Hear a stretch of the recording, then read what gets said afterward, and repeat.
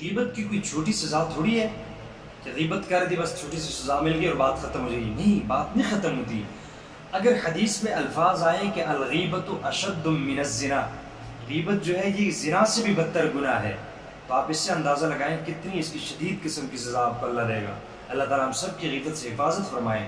فائدہ اس چیز کی کوئی ہے نہیں، اور الٹا انسان کے لیے اتنا بڑا کھڈا کھدا جاتا ہے جہنم میں، اتنی اس کے لیے آگ بڑکائی جاتی ہے، تو کیوں اس طرف جائے. اس لیے میں آپ کو ایک واقعہ سناتا ہوں. احادیث میں تو سینکڑوں احادیث موجود ہیں غیبت کے حوالے سے، لیکن ایک واقعہ آپ کو سمجھاتا ہوں. انشاءاللہ واقعہ آپ سمجھ لیں، انشاءاللہ پھر آپ کا کبھی دل نہیں کرے گا کہ آپ کسی مسلمان کے حوالے سے غیبت کریں. اس کی یہ کہ اس کے عیوب آپ ڈھونڈیں اور دوسروں کے ساتھ ان کو شیئر کریں.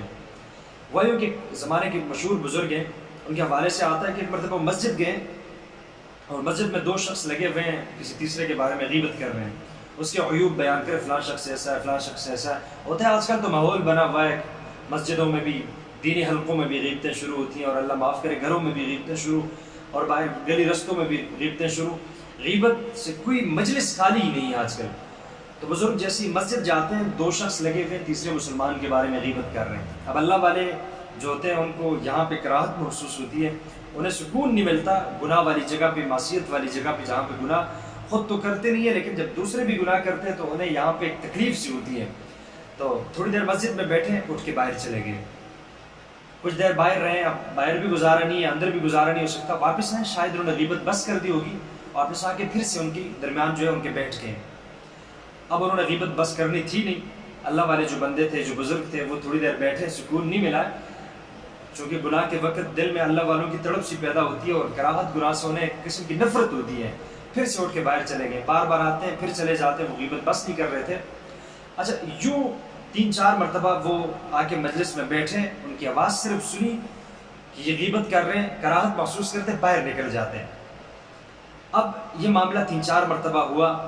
رات کو یہ بزرگ سو جاتے ہیں اور خواب میں کیا دیکھتے ہیں کہ بدصورت قسم کے دو انسان آ رہے ہیں. بدصورت کہ ان کے چہرے کی بدصورت انتہا پہ پہنچی ہوئی ہے، اور ان کے ہاتھ میں خنزیر کا گوشت پکڑا ہوا ہے. اور بزرگ فرماتے ہیں کہ وہ میری طرف آ رہے تھے اور میں ان سے آگے بھاگتا ہوا جا رہا ہوں، اور وہ بھاگتے بھاگتے میرا پیچھا کر رہے ہیں، یہاں تک کہ انہوں نے مجھے پکڑ کر دبوچ کے وہ خنزیر کا گوشت میرے منہ میں ڈالا ہے. جب وہ میرے منہ میں خنزیر کا گوشت آیا تو بزرگ فرماتے ہیں میری آنکھ کھلی تو میرے منہ سے خنزیر کے گوشت کی بدبو آ رہی تھی. اور صرف ایک دن نہیں تھی، 40 دن تک وہ خنزیر کے گوشت کی بدبو جو مجھے خواب میں کھلایا گیا تھا، اس کی 40 دن تک اس کی بدبو میرے منہ سے محسوس ہوتی گئی مجھے. یہ کوئی چھوٹا موٹا گناہ نہیں ہے، اس گناہ کو چھوٹا نہ سمجھیں.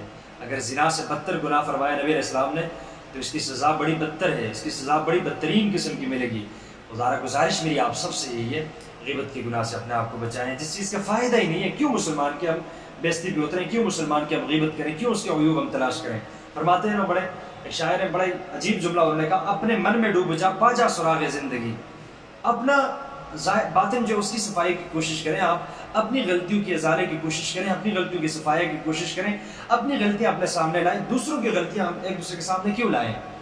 تو غیبت سے انشاءاللہ ہر صورت میں ہم نے اپنے آپ کو بچانا ہے. علماء کو آپ نے دیکھا ہوگا اکثر غیبت کے روکنے پہ جو ہے وہ تلے ہوتے ہیں، بار بار اسی چیز پہ تنبیہ کرتے ہیں کہ آپ غیبت نہ کریں.